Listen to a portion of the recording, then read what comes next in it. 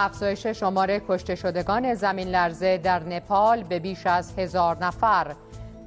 زلزله در هند، تبت، بنگلادش نیز تلفات داشت. تجلیل رئیس جمهور از فرماندهان و خانواده شهدای نیروی انتظامی دولت 11 متعهد به اجرای امنیت در کنار سلامت. از قلب شهرها تا لب مرزها همه جا پلیس مسئولیت سنگینی رو بر عهده داره. ارتش و نیروهای مردمی یمن در شهر معرب، حملات سعودی ها در حمایت از تکفیری ها. استان معرب اکنون تقریبا تحت کنترل قرار گرفته و فقط شهر معرب که مرکز این استان باقی مونده.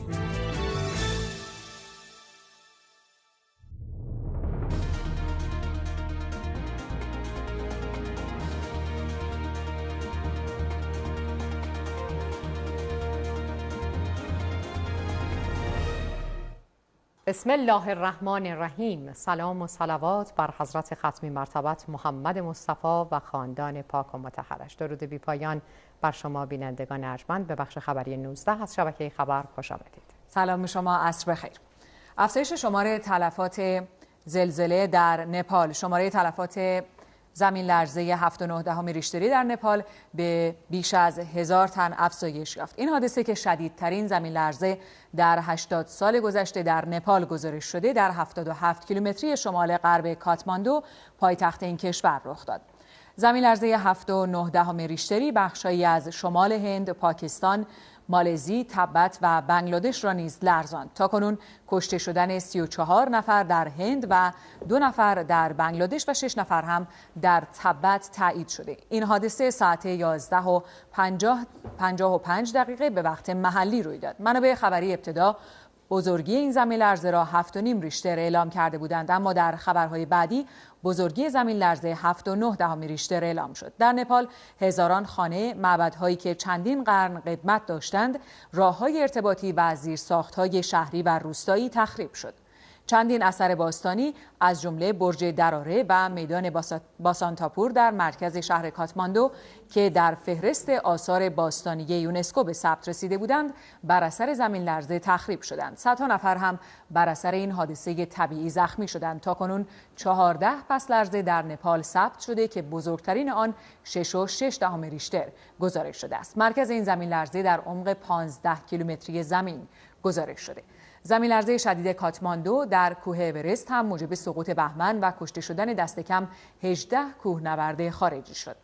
در پی وقوع زلزله شدید در نپال، فدراسیون فوتبال ایران اعلام کرد اعضای تیم ملی دختران زیر 14 سال که به کاتماندو پایتخت نپال سفر کرده‌اند در سلامت کامل هستند.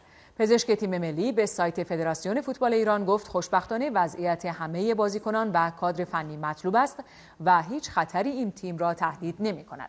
تیم ملی ایران قرار بود امروز ساعت 11:45 به وقت محلی در مرحله رده‌بندی مسابقات زیر 14 سال دختران در منطقه مرکز و جنوب آسیا در مقابل تیم هند قرار بگیرد که این بازی به علت وقوع زلزله لغو شد.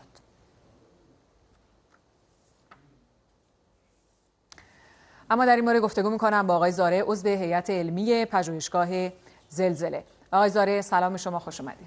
سلام عرض می‌کنم خدمت شما و همه بینندگان عزیز شبکه خبر. از شما متشکرم. بفرمایید که وضعیت زمین‌شناسی در منطقه زلزله زده چه ویژگی‌هایی رو داره از زمین‌شناسی و این منطقه چه شباهت‌هایی با ایران داره؟ آیا باید نگران بود یا نبود؟ منطقه در محل یک برخورد ورقه هند با ورقه اورازیا قرار داره و به دلیل همین برخورد بلندترین ارتفاعات دنیا در همین منطقه از جمله همین قله اورست که شما فرمودید در همین منطقه است. 8 تا قله از در واقع مرتفع‌ترین قله‌های دنیا تو همین منطقه هیمالیا قرار گرفته. از نظر زمین‌شناسی در این مرز برخورد شاید بشه شباهت داد به منطقه برخورد زاگرس ما. نوار در واقع رشته کوه زاگرس ما تقریبا همین وضعیت رو داره. البته در اون منطقه هیمالیا خب شدت و میزان حرکت بیشتره. اونجا سالانه حدود 45 میلیمتر در سال میزان در واقع این همگرایی حرکت پوسته هند به سمت اوراسیا است و به همین دلیل میشه گفت که هم میزان لرزه‌خیزی و هم شدت زمین لرزه‌ها شاید در اون منطقه و بازگشت زمین لرزه‌ها در اون منطقه بیشتر باشه. بله. و از نظر بزرگان به هر حال بزرگای 7 تا 8 هم که در نهایت برای این زلزله ثبت شد و پس لرزه‌ها هم که فهمیدید آخرین خبر، یعنی تا قبل از این ساعت 19 که شروع کنید 23 تا در واقع پس لرزه با بزرگای بیشتر از 4.7 اتفاق افتاده و در کلیه 26 ایستگاه شبکه لرزه‌نگاری باند پهن پژوهشگاه بین‌المللی زلزله شناسی و زلزله امروز ما دیدیم که در همه 26 ایستگاه ما به خوبی ثبت شده و یعنی حتی از ایستگاه زاهدان ما که نزدیکتر به این منطقه است تا ایستگاه ماکو که دورترین نقطه است در غربی ترین نقطه ایران هست، همه این ایستگاه‌ها به خوبی این رکورد گرفتن و پس لرزه‌ها. بله آقای زاره، آسیب پذیری نپال در برابر این زلزله چطور هست و شما چطور ارزیابیش می‌کنید؟ به علاوه اینکه با توجه به این آسیب پذیری پیش بینی شما از شمار تلفات چقدر هست؟ چون تلفات دائم داره افزایش پیدا می‌کنه. ببینید نپال یکی از کشورهای از به اصطلاح از نظر اقتصادی میتونیم بگیم فقیر، گرچه از نظر فرهنگی و تاریخچه و به هر حال ویژگی‌های گذشته منطقه خیلی غنیه.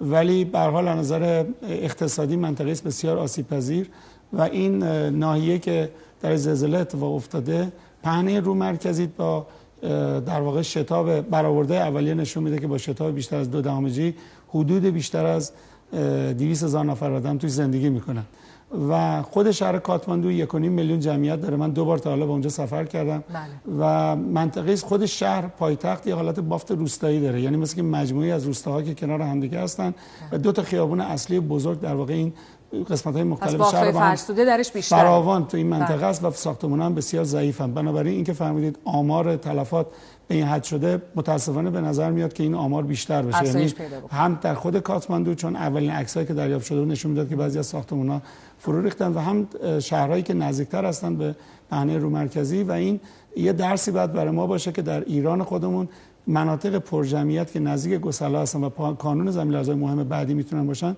ما باید بسیار بیشتر بهشون توجه بکنیم، مقاوم سازی بشن در هم نظر مقاوم سازی و هم افزایش تاب‌آوری اجتماعی و اقتصادی و فرهنگی و تمام جنبه‌های مختلف تا ما بتونیم در مقابل چنین اتفاقاتی در واقع دوام بیاریم و اینقدر آسیب در واقع نبینیم. بله خیلی از شما متشکرم آقای زاره، عضو هیئت علمی پژوهشگاه زلزله. این بار استثنااً آرزو می‌کنم که پیش بینی شما درست از آب در نیاد و تعداد بیشتری تلفات نداشته باشید. خیلی متشکرم.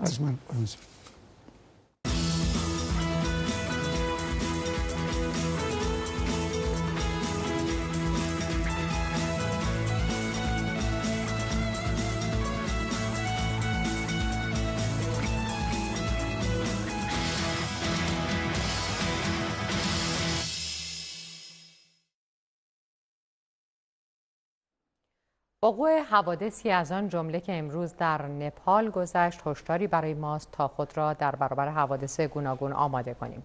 مسئولان دولتی و شهری در چند سال اخیر با طرح بسته‌های تشویقی و اختصاص اعتبارات لازم در تلاشند با نوسازی و بهسازی و مقاوم‌سازی مسکن‌های شهری و روستایی محیط زندگی مردم را در برابر حوادثی اینچنینی ایمن‌تر کنند. میتوان گفت بافت‌های فرسوده در هر شهر تا حد زیادی زیبایی را از شهر میگیرد. البته زیبایی تنها بخش آن نیست، بلکه حوادث ناگهانی مانند زلزله بخش دیگری از خطراتی است که بافت‌های فرسوده در مقابله با آن نمیتوانند دوام بیاورند. و در همین خصوص بشنوید آماری قابل توجه از بافت‌های فرسوده پایتخت. بافت فرسوده مصور تهران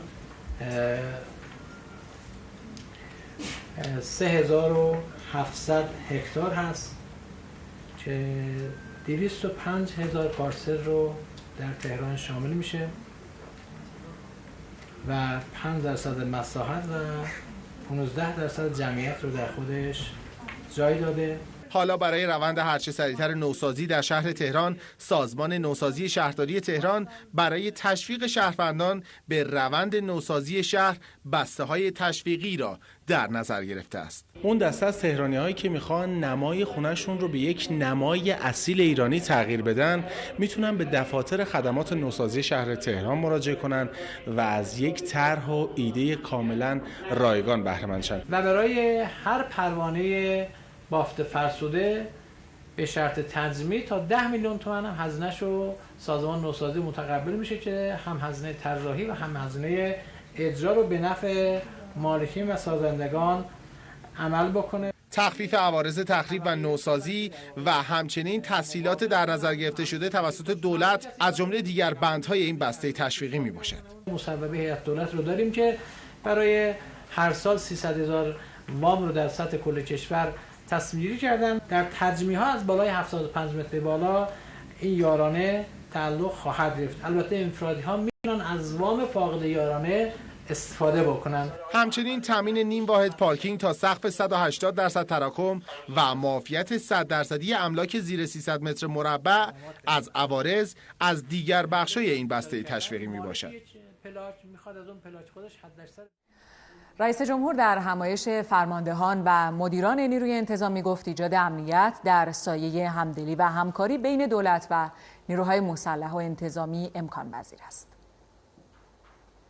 آقای روحانی امنیت در کنار سلامت را از اولویت‌های دولت برشمرد و افزود دولت 11 در کنار همه برنامه‌هایی که بر دوش خود داشته و متعهد به اجرای آن بوده برای امنیت و سلامت اهمیت ویژه‌ای قائل است.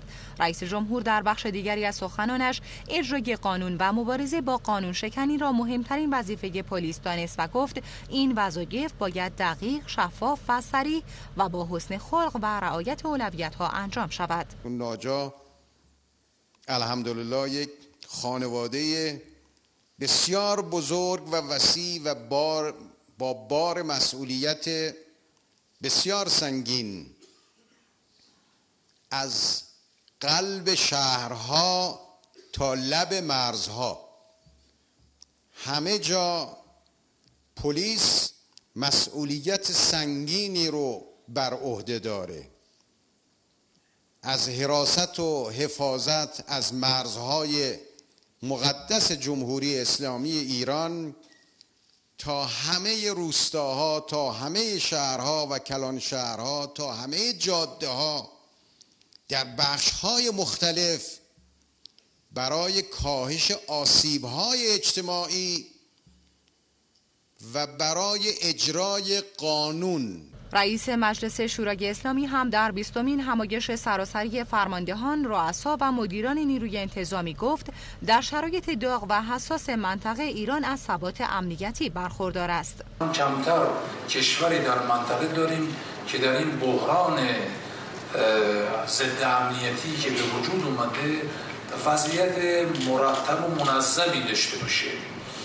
غالبا این مشکلاتی دارند، اما جمهوری اسلامی از یک ثبات امنیتی معقول برخوردار است و این جز یک طراحی درست و حضور نیروهای خلاق و پرتلاش و مسئولیت شناس امکان پذیر نیست و بخشی از این کار بخش مهمیش بر دوش نیروی انتظامی است. آقای لاریجانی گفت نیروی انتظامی و دیگر نیروهای مسلح باید با همکاری و هماهنگی برای برقراری نظم و امنیت تلاش کنند تا کشور از ثبات امنیتی بهره مند شود. رئیس مجلس شورای اسلامی با تاکید بر آداب رفتاری نیروی انتظامی با مردم گفت نحوه رفتار و برخورد با مردم و حتی لباس و پوشش نیروی انتظامی در جایگاه‌های مختلف اقتضاعات خاصی دارد و همچنین حضور نیروهای انتظامی در مرزها، روستاها و شهرها ایجاب می‌کند برای شرایط ویژه آموزش ببینند. در همایش سراسری فرماندهان و مدیران نیروی انتظامی از تعدادی از خانواده‌های معظم شهدای نیروی انتظامی و مدیران برتر ناجا با اهدای لوح تجلیل شد.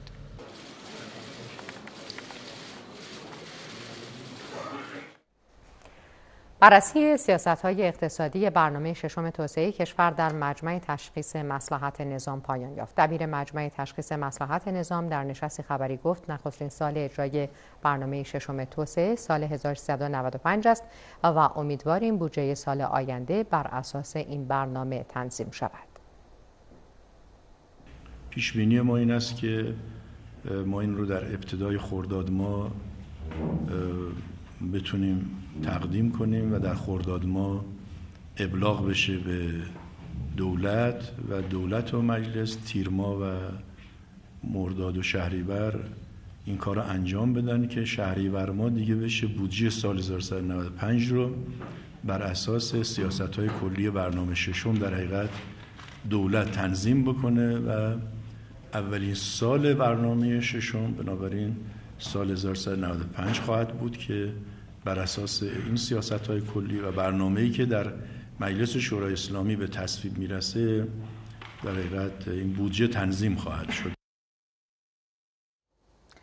ارتش و نیروهای مردمی یمن کنترل پایگاه‌های القاعده را در اطراف استان معرب در اختیار گرفتند. درگیری‌های شدید میان نیروهای مردمی با شبه نظامیان وابسته به منصور هادی در تعز، زاله و معرب ادامه دارد. در همین حال مناطقی از عدن، حجه و سعده دیشب و امروز بارها هدف حمله هواپیماهای جنگی عربستان سعودی قرار گرفت.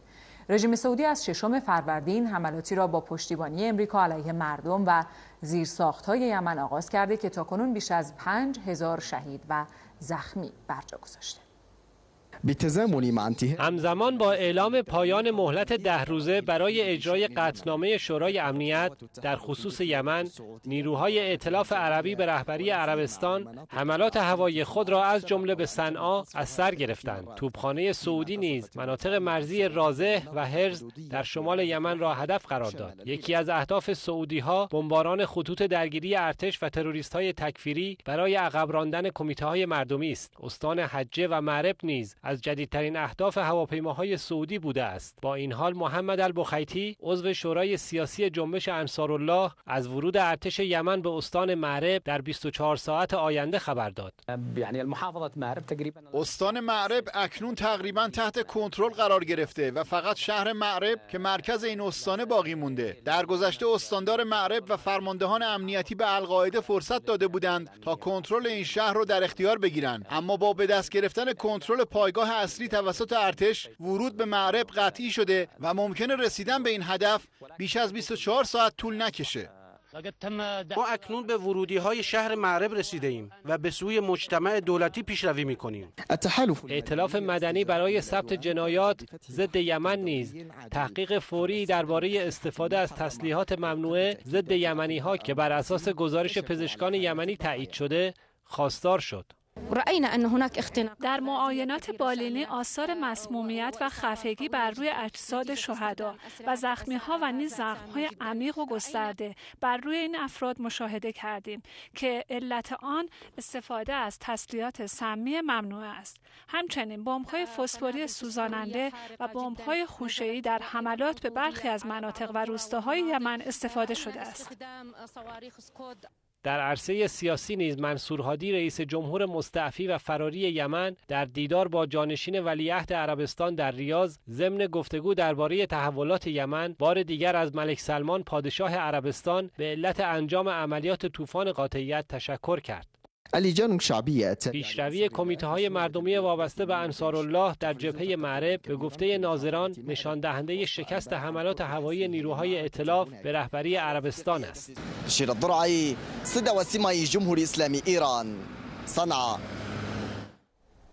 پیشروی نیروهای عراقی در استان الانبار در عملیات پاکسازی منطقه ناظم السرسار در شمال فلوجه نیروهای ارتش و مردمی عراق دست کم 60 تروریست داعش را به هلاکت رساندند. همچنین بالگردهای عراقی مواضع داعش در ناظم السرسار را منهدم کردند. تروریست‌های داعش چند روز پیش 50 نظامی عراقی را در این منطقه اعدام کردند. از شهر الرمادی مرکز استان الانبار نیز خبر می‌رسد نیروهای ارتش و مردمی در درگیری با تروریست‌های داعش در اطراف این شهر شماری از تروریست‌ها را از پای درآوردند و چند خودروی آنها را منهدم کردند.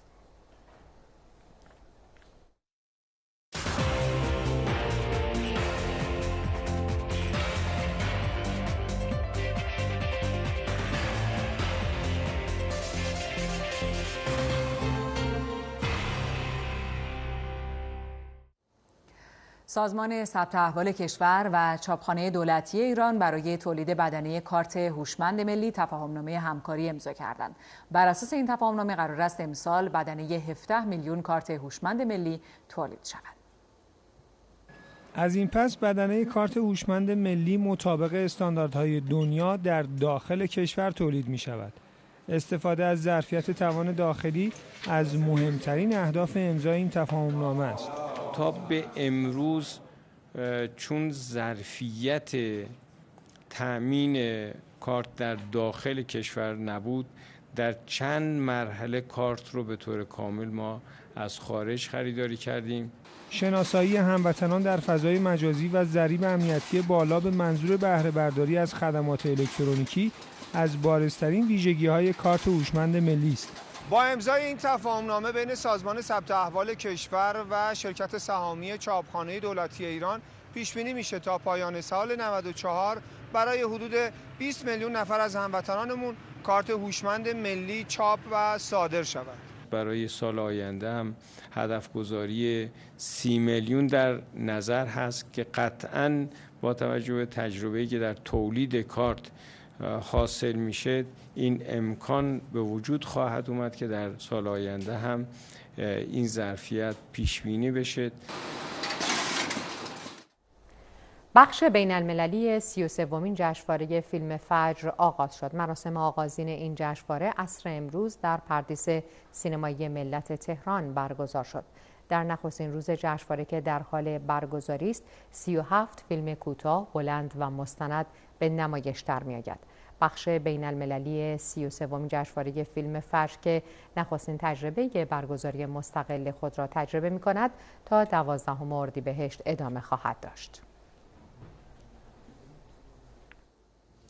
طرح سوالاتی درباره افزایش قیمت خودرو در سال 94 و یارانه بخش تولید و همچنین موضوع مربوط به نانوایی‌های آزادپز از جمله مواردی بود که مسئولان وزارت صنعت در نشست خبری امروز با خبرنگاران به آن پاسخ دادند. هیچ افزایش قیمتی در بخش خودرو در دستور کار نیست. سخنگوی وزارت صنعت، معدن و تجارت در جمع خبرنگاران با اعلام این مطلب افزود: در بخش خودرو هم هر نوع افزایش قیمتی بخواد مطرح بشه، اول باید بره در شورای رقابت در اونجا مطرح بشه، چارچوب کلیش فرمولش تعیین بشه و بعد سازمان حمایت هم قیمت رو اعلام میکنه. ما هیچ نوع افزایش قیمتی فعلا در حال حاضر برای خودرو نداریم. قائم مقام وزارت صنعت، معدن و تجارت و دبیر کارگروه ملی تنظیم نان همچنین گفت بر اساس مصوبه دولت 20% از نانوایی‌ها آزادپز خواهند شد. رقمی که تعیین کرده دولت در آذر ماه سال گذشته این 20% هستش و این 20% هم تا به امروز یه چیزی نزدیک به 12% در کل کشور به صورت میانگین از نانوایی‌ها آزادپز شدن. سخنگوی وزارت صنعت با اعلام اینکه مصوباتی برای اصلاح دستورالعمل‌ها در بخش صنعت، معدن و تجارت در دستور کار دولت است، افزود برای حمایت از صنایع کوچک قرار است 104 شرکت جدید صنعتی شکل بگیرد. در حال حاضر 752 شرکت صنعتی در کشور وجود دارد. خسروتاج همچنین گفت در سال 94 صنعت خودروسازی بیشترین سهم را در تولید و ارزش افزوده خواهد داشت. حدود 56% ما در واقع رشدمون در بخش خودروسازی بوده در مقایسه با سال 92 و امسال هم هدف در واقع 1,400,000 دستگاه خودرو رو در واقع تو برنامه داریم. معاون صنایع وزیر صنعت هم در جمع خبرنگاران در مورد میزان یارانی که امسال قرار است به بخش تولید اختصاص یابد گفت: یارانه در قالب سود تسهیلات برای واحدهای تولیدی که در اولویت هستند و برنامه‌شون اختصاص پیدا خواهد کرد. مبلغ پیشنهادی اولیه از این محل برای بخش صنعت و معدن 2000 میلیارد تومان هستش. نشست هماندیشی دیوان عدالت اداری با مدیران حقوقی دستگاه‌های اجرایی. در این نشست رئیس دیوان عدالت اداری کشور از 120,000 فقر شکایت از دستگاه‌های اجرایی خبر داد و گفت خدمت رسانی بهتر دستگاه‌ها و آشنایی بیشتر مردم با قوانین در کاهش این میزان شکایت بسیار مؤثر خواهد بود.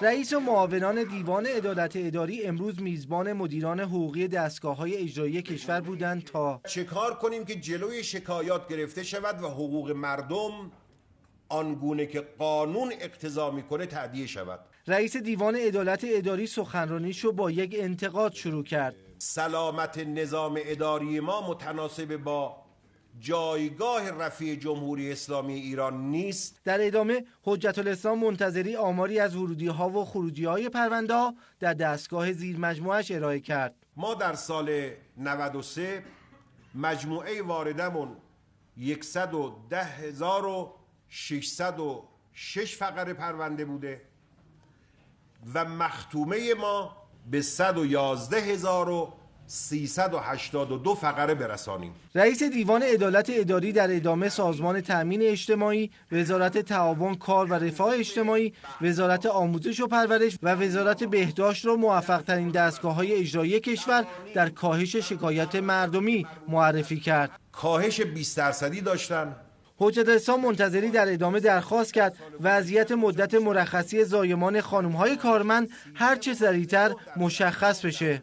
یا دستگاه ها رو مکلف بکنن که به هر ترتیبی هست باید که از این حق قانونی خانم ها بهشون استیفا کنن که اینجا شکایت نکنن و اگر چنانچه نمیخواهن این 9 ماه رو بدهن 6 ماهش که الزامی قانونی است اون رو ببرن در دولت تصویب اصلاحش بکنن. امیدوار هستیم که بیشتر ما تامین مالی بکنیم و این قانون رو عوضش نکنیم و مرتبا با جناب دکتر نوبت هم در تعامل هستیم که ایشون قول دادن انشالله به مجرد که بتونن تامین مالی بکنن ما این 9 ماه رو تامین بکنیم.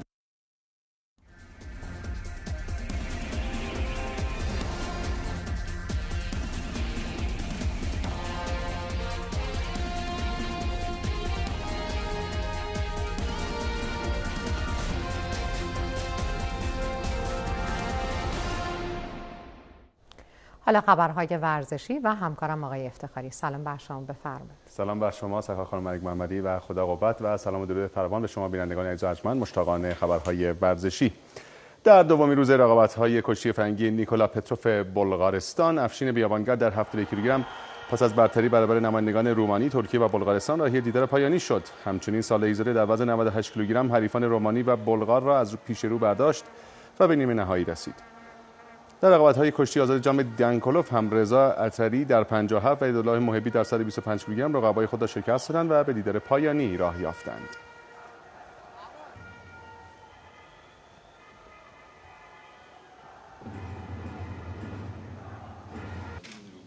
فدراسیون فوتبال، وزارت ورزش و کارلوس کیروش امروز تفاهم‌نامه‌ای را به امضا رساندند که بر اساس آن قرار شد حمایت کامل از سرمربی صورت بگیرد تا تیم ملی بتونه شرایط خوبی برای راهیابی به جام جهانی 2018 داشته باشه.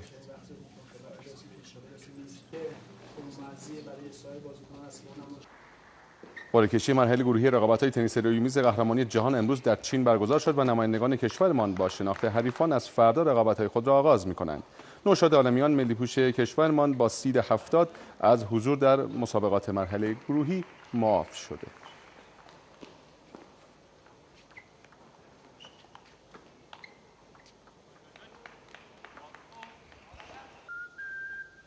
دبیرکل کمیته ملی المپیک از پاداش 10 میلیون تومانی برای ورزشکاران رشته‌های انفرادی و 5 میلیون تومانی برای رشته‌های تیمی که سهمیه المپیک ریو را کسب کنند خبر داده.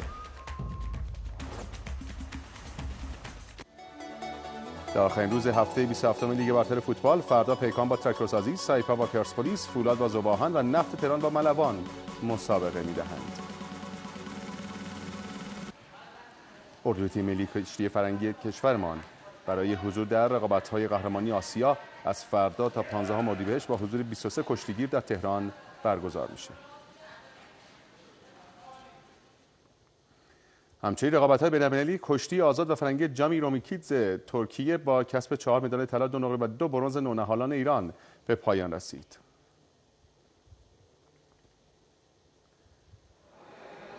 مراسم قرعه کشی مسابقات توسعه جهانی واترپولو در مقر فینا برگزار شد که بر این اساس تیم کشورمان که از 3 خرداد میزبانی مسابقات با کشورهای اتریش، اندونزی، تونس، گواتمالا و اوروگوئه همگروه شده.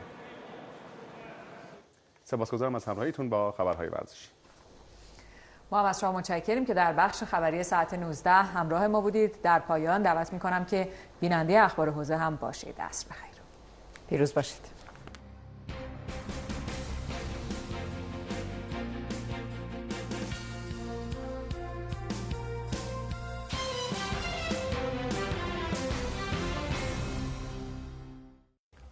به نام خدا سلام بر شما. با خبرهای حوزه در خدمت شما هستیم.